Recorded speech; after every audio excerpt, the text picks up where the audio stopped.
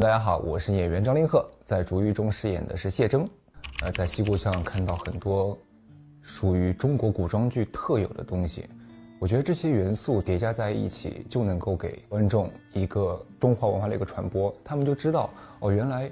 在中国古代是有这些东西的。就是其实这些元素虽然说是很小，但是我觉得如果大家能看到这些元素一点点，他们就会去探究说这个元素背后的故事。刚刚说的台湾同胞看到我们的这些东西，他们也会很喜欢，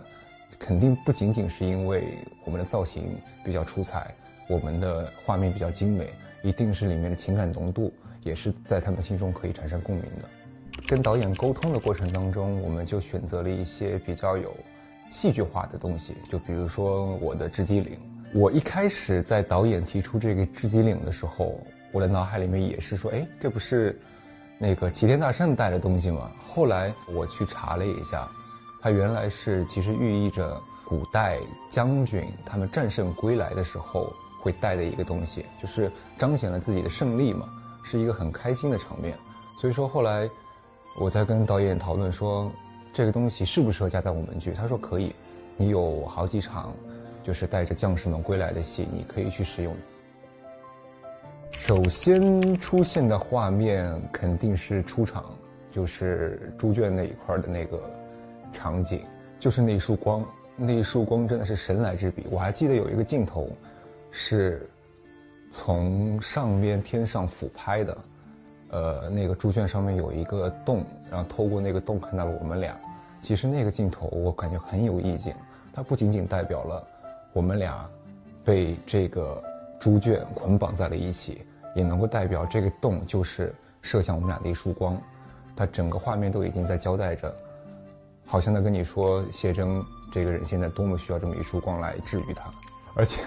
谢征那会儿他是抬着头看着樊长玉的，樊长玉在他面前是一个非常高大的形象，当时当地的他是经历了很多的挫折，这时候突然有这么样一个形象在他面前，你说他不心动，那谁心动呢？谢征在前期的时候，他是一个比较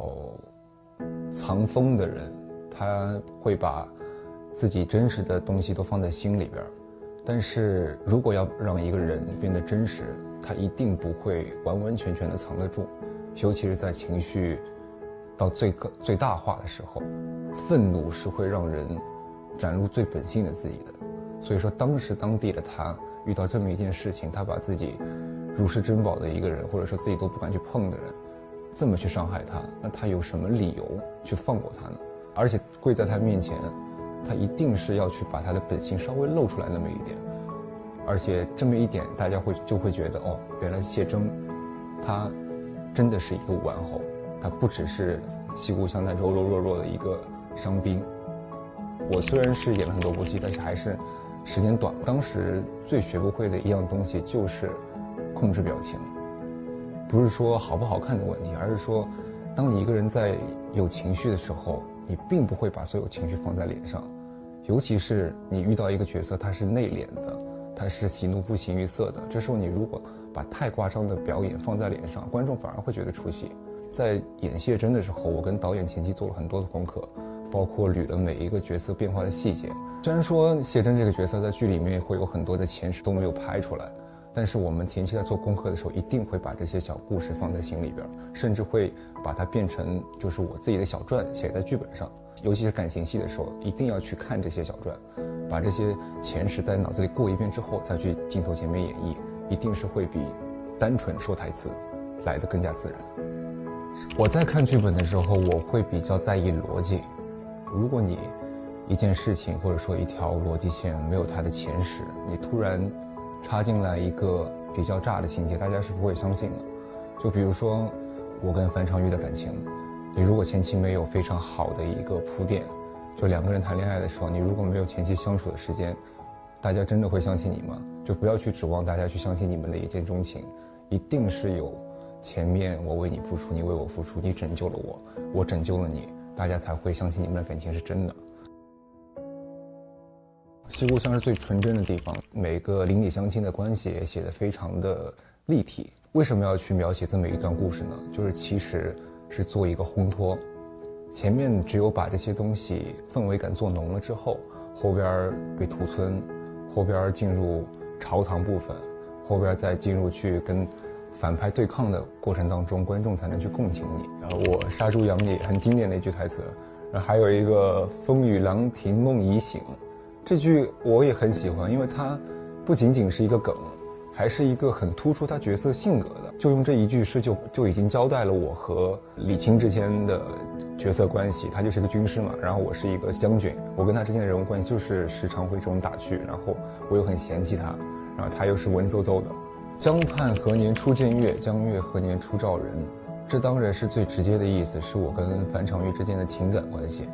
还有一种其实是剧里边没有什么篇幅去描写说谢征对于西固巷的怀念。我觉得这句话能够代表一些谢征的心境。他在处理完这些事儿之后，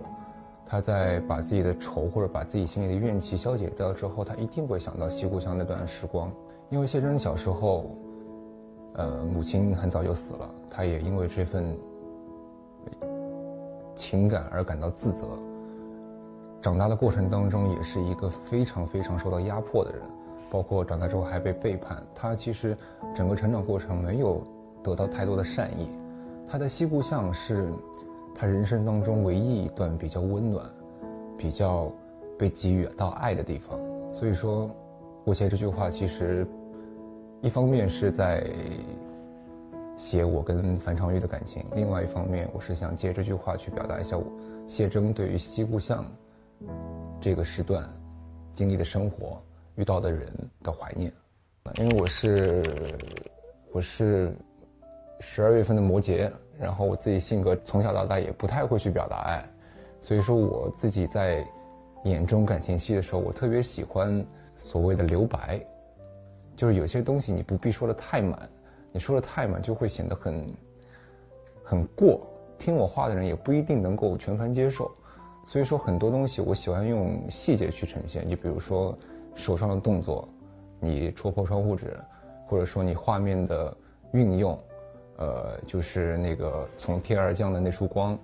还有一些构图上的东西，这些东西都可以让观众去对你这场戏产生遐想。这就是为什么说你看剧和看小说还不一样，小说的文字它可以让你有很多脑补的空间，你可以去想象他这个主角人物形象是怎样的，你可以想象他台词之间，他的每句对话之间他们会做什么动作，这种想象是非常有魅力的。我自己看小说也是这样，就我喜欢看那些文字之间留白的东西，其他的东西都靠我的想象去弥补就行了，这都是想象的力量。其实我一直想尝试现代的职业剧，我发现演这种剧你可以去学到一段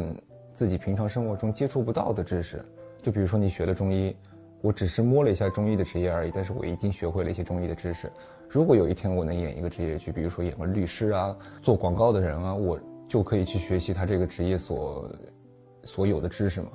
以前我一直说我想拥有一个角色，这个角色呢是能够让大家看到这个角色名字的时候能想起我的。当然无所谓大小角色，无所谓正反派，只要这个角色是立体的，而不是说看到我的名字才会去联想到这些角色的。我非常非常期待有这样的一个角色出现在我身上，我也在为此而努力着。